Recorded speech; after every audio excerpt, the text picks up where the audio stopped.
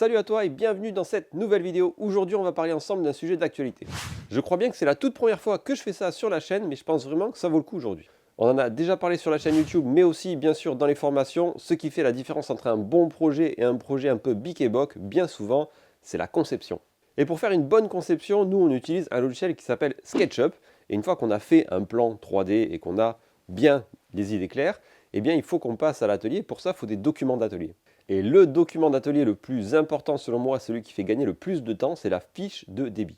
Dans la fiche de débit, on va retrouver les différentes pièces qu'il va falloir que l'on découpe avec leurs dimensions et le nombre de pièces du coup à découper. Et rien que ça fait gagner un temps énorme. Si vous passez par exemple un CAP menuiserie, un des exercices qu'on va vous demander de faire, c'est à partir d'un plan, générer une fiche de débit, vous à la main, pièce par pièce. Et si vous ne l'avez déjà fait, je vous invite à faire ce premier exercice de partir d'une idée et de faire une liste de pièces à découper, parce que ça va vous faire gagner du temps, et ça va vous permettre d'avoir les idées claires quand vous allez commencer vraiment la découpe. Mais si un jour vous voulez vous lancer dans des défis plus complexes, faire une fiche de débit à la main, c'est assez long.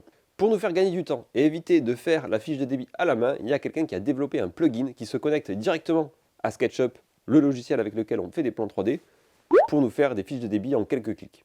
La semaine dernière est sortie une nouvelle version de ce plugin qui s'appelle OpenCutList. C'est la version 3.0 que je n'ai pas encore testée et je voulais qu'on voit ça un petit peu ensemble. Donc aujourd'hui, on va voir comment faire une fiche de débit avec le plugin OpenCutList et on verra aussi les différences entre la version ancienne et la nouvelle version 3.0. Ce plugin, il est développé par Boris Bolland. Boris Bolland, vous le connaissez peut-être parce qu'il a une chaîne YouTube. C'est lui qui anime le forum L'Air du Bois et qui fait aussi plein d'autres choses pour la communauté des boiseux. Je vous mets un lien en dessous de la vidéo pour que vous puissiez aller voir la page du plugin pour avoir tous les détails et que vous puissiez aussi le télécharger. Avant de commencer, en dessous de la vidéo, je vais mettre des timecodes pour que tu puisses aller directement à la section qui t'intéresse. Si par exemple tu connais déjà le plugin et que tu n'as pas envie de voir comment il fonctionne, tu vas pouvoir aller directement aux nouveautés. Pour parler du plugin, on se retrouve sur l'écran et la première chose que je vais vous partager et que je mettrai en dessous de la vidéo en description, c'est la page qui présente le plugin où vous allez pouvoir voir Boris qui vous présente l'affaire et surtout vous allez pouvoir cliquer sur site officiel, ça va vous permettre d'arriver ici et vous allez pouvoir télécharger le plugin OpenCutList. Et sur cette même page, il y a deux liens qui sont extrêmement intéressants. Donc le premier c'est GitHub ici qui va vous permettre de voir quelles sont les différentes modifications des différentes versions, qui est quand même assez intéressant. Et vous allez aussi pouvoir voir qu'il y a quand même un sacré historique avec beaucoup d'améliorations qui ont été faites à travers le temps. Et le deuxième lien qui est vachement intéressant aussi, c'est Open Collective, avec lequel vous allez pouvoir éventuellement contribuer au développement de ce plugin. Il est gratuit, mais bien sûr, pour qu'il puisse continuer à évoluer, eh bien, il faut qu'il y ait des développeurs qui s'intéressent à celui-ci. Et donc, pour participer au développement, vous pouvez contribuer via des dons que vous pouvez faire sur cette page. Maintenant qu'on a vu les différents liens qui sont intéressants à avoir, eh bien on va se lancer sur SketchUp directement. Et je vais prendre comme exemple le gabarit que je vous ai présenté la semaine dernière pour faire la fiche de débit et voir quels sont les points clés de la version 2.1 qui peut-être me chatouillent un tout petit peu et essayer de voir si ça a été corrigé dans la version 3.0. Alors je pondère mes propos, la version 2.1 est déjà magique pour un menuisier. Réussir à faire comme ça des fiches de débit en quelques clics, c'est déjà extraordinaire. Mais il y a toujours, bien sûr, des tout petits points d'amélioration qu'on va pouvoir mettre en place. Et je pense qu'à travers la version 3.0, eh bien, on va retrouver des points d'amélioration qu'on va découvrir ensemble. Donc maintenant, je vous propose de faire une fiche de débit. Donc ce qu'on va faire, c'est qu'on a ouvert le projet. Donc ce même projet, vous pouvez le télécharger juste en dessous de la vidéo si vous voulez vous aussi réaliser ce gabarit de découpe. Et on va pouvoir cliquer ici sur OpenCutList, donc qui est le plugin que je vous ai proposé de télécharger juste avant. On a un certain nombre de configurations à faire, notamment sur la partie matière. On ramène ça un petit peu au milieu. Tac. Et dans matière, eh bien, il va falloir définir quelles sont les matières qu'on va utiliser. Donc là, j'ai des matières non utilisées qui sont finalement en fait simplement l'écriture que j'ai mis ici et les rails en aluminium. Mais il y a la matière chêne qu'il faut que je configure puisque je vais bien faire un débit sur du chêne. Je peux dire par exemple que ce sont des barres ou des panneaux ou du bois massif. Donc là, j'ai défini que ce sont des barres. Et j'ai mis les sections standards de barres que je peux trouver ou simplement de barres que je vais pouvoir moi-même dégauchir. Une fois que ça c'est fait, je peux faire valider et je vais aller directement dans fiche de débit et faire générer. Attention, magie. Et directement, en fonction donc, du plan 3D qu'il y a juste derrière, eh bien, j'ai l'intégralité des pièces qu'il va falloir que je découpe. Il me fait même une petite synthèse. Par exemple, si j'ai besoin d'aller en Syrie acheter du matériel, eh bien, il va pouvoir me dire, voilà de quoi tu as besoin. Cette section de bois, il faudra 2,20 m, etc., etc. Et ça, c'est vraiment agréable. Ça fait gagner un temps extraordinaire. Je peux faire simplement imprimer et j'ai déjà la fiche de débit qui est prête. Et ça m'a pris que quelques clics, une poignée de secondes, alors que si j'avais dû la faire à la main, eh bien, j'aurais pris sûrement 10-15 minutes pour générer proprement sur papier la fiche de débit.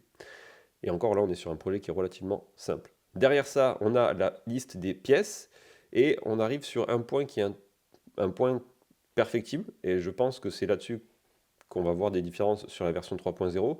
C'est que là, on a deux pièces qui sont des pièces qui ont été créées en miroir. Donc là, j'ai deux gabarits qui sont exactement les mêmes et qui ont été créés avec la fonction miroir. Et on voit que dans la liste de débit, eh bien, il faut que je clique ici. Cette pièce a été générée en miroir, ça a été détecté. Je clique dessus et je peux dire désactiver la détection miroir sur cette pièce. Clac, validé. Et donc là, il va me mettre bien une seule pièce qui a, enfin deux pièces pardon, qui ont ces codes-là. Et pareil pour la butée avant. Donc là, j'ai deux butées avant qui sont exactement les mêmes pièces. Et de la même manière, il faut que je fasse ici désactiver la sélection pour qu'il me mette qu'une seule ligne. Là, on est sur un petit projet, c'est pas trop pénalisant, mais quand on a beaucoup de pièces comme celle-ci qu'on a générées en miroir, eh bien on se rend compte que cette opération, il faut la faire à chaque fois. C'est pas quelque chose d'impossible, d'accord, hein, qu'on soit clair, mais éventuellement, c'est des choses qui peuvent être changées dans l'avenir. Ensuite, on a donc les différentes sections et voilà les différentes pièces à découper et on est déjà pas mal. En plus de ça, ce qu'on peut faire, c'est du calpinage, c'est-à-dire que là, je vais pouvoir dire sur une pièce de bois comment je dois la découper, définir quelle est la pièce de bois que je peux avoir, par exemple du chêne qui ferait 2400 mm de long, avec la section bien sûr attendue qui est ici de 60 par 200, excusez-moi, de 60 par 20, et faire générer, et là il va me générer le calpinage, c'est-à-dire la position des différentes pièces sur mon morceau de bois, de manière à ce que je sois sûr que ça rentre.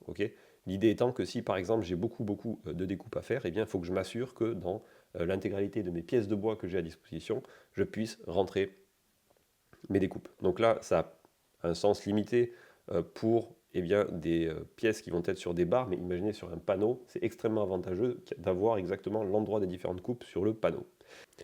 Donc voilà pour la génération de la fiche de débit, j'ai plus qu'à faire imprimer et imprimer ma fiche de débit directement sur mon imprimante, aller à l'atelier et faire mes découpes, et ça c'est quand même grave classe.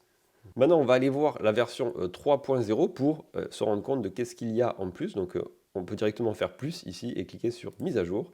Et on va aller chercher la mise à jour. Et en même temps, il nous dit quoi de neuf. Et il va nous mettre voilà, le lien vers GitHub pour voir quoi de neuf. Je clique sur mise à jour. Je vous retrouve juste après. On se retrouve maintenant avec la version 3.0. Donc on va tout de suite cliquer sur le plugin. Et on va faire 2-3 configurations complémentaires histoire de voir les évolutions. Et on va faire dans le chêne là, on va arrêter de dire que ce sont des barres, mais on va voir les panneaux pour voir un petit peu les découpes et leur optimisation, histoire de comparer un petit peu. Donc au niveau des épaisseurs, j'ai mis le 20 mm et le 10 mm qui sont utilisés. Et je vais cliquer sur valider. Donc on a toujours les attributs que je n'utilise pas mais qui pourraient être intéressants. Derrière, on va directement aller dans débit, générer. Et bien comme précédemment, donc on a ici notre liste des pièces.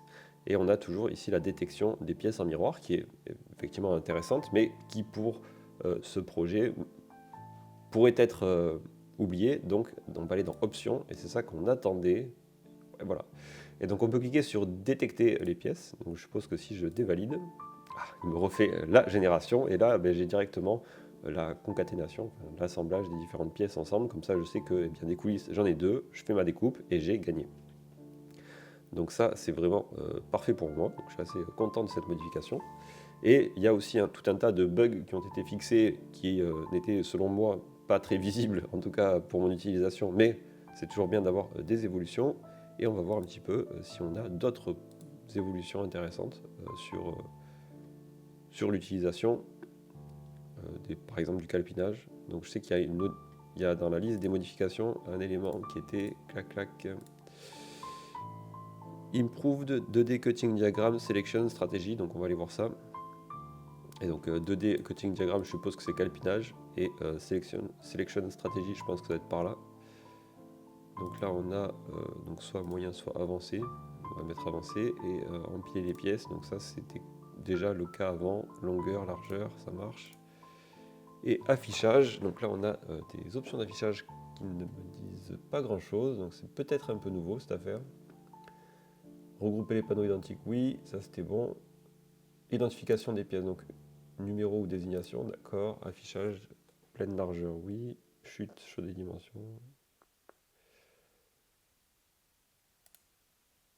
Ok, donc ça c'est des nouvelles options, je crois. En tout cas, ça me dit rien, qu'il va falloir que j'approfondisse, mais c'est intéressant voilà, d'avoir des nouvelles options. Et si on fait générer, eh bien, il me fait le calpinage, donc là avec des panneaux standards qui sont relativement grands, mais c'est quand même intéressant. Et on a ici donc la dimension des différentes pièces avec ici la longueur. Alors de mémoire, la longueur, elle apparaissait pas précédemment, mais c'est bien à voir du coup quand on va imprimer la feuille. Donc là, encore une fois, on peut cliquer directement sur imprimer et bim, on a notre fiche de débit avec le calpinage qui est disponible. Donc là, encore une fois, c'est un projet qui est relativement simple, mais imaginez si vous avez 100, 200, 300 pièces à découper, l'avantage d'avoir comme ça un calpinage qui va vous permettre eh bien, de gagner du temps sur la découpe et sur le temps de production. Voilà pour la présentation de OpenCutlist. C'est vraiment un plugin qui, selon moi, change la vie, que ce soit pour moi ou pour les stagiaires qu'on accompagne en menuiserie. Ça permet vraiment de gagner du temps. Donc lancez-vous dans son utilisation si ce n'est pas déjà le cas. Sous la vidéo, je vous mets les différents liens pour aller voir comment télécharger le plugin, comment contribuer à ce plugin-là et aussi comment télécharger le plan que vous allez pouvoir utiliser comme exemple, comme je vous ai montré juste ici. Et si vous avez d'autres options que vous adorez dans ce plugin, n'hésitez pas à en faire part dans les commentaires et ça pourra aussi inspirer d'autres utilisateurs de SketchUp pour utiliser ce plugin. Merci à Boris d'avoir développé ce plugin. Ça fait plusieurs années, peut-être 5-6 ans, qu'il développe ce plugin qui marche de mieux en mieux et qui rend des services à tout le monde. Donc un grand merci à Boris et à tous les membres finalement de son équipe et de la communauté qui ont fait avancer les fonctionnalités et qui l'ont rendu aussi complet qu'il est à l'heure actuelle. Merci à vous d'avoir regardé cette vidéo. Je vous souhaite une excellente fin de semaine. Amusez-vous bien, faites des projets, faites des choses de vos mains et puis à très vite. Ciao, ciao!